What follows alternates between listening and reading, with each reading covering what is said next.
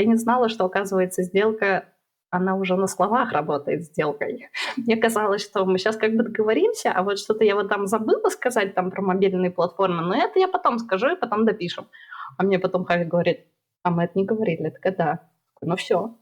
Так как все? Это же не написано, это просто слова. Нет, все, что ты говоришь языком, все, это уже закреплено. Ну отлично. В общем, Ну, на по-разному будущее. бывает, но вообще есть такая штука, когда подписывается первоначально до договора, подписывается первоначально такое соглашение о намерениях, где закрепляются прям буллет-поинтами какие-то основные вещи. На самом деле я согласен с тем, что там правила fair play, они в том числе на устной договоренности распространяются. Но если вот у тебя есть до, там, не знаю, 50-страничного договора подписанная вот эта штука, что все вот положения, которые там есть, они в договоре уже не могут по-другому звучать. Потому что ты уже в договор перешел из М.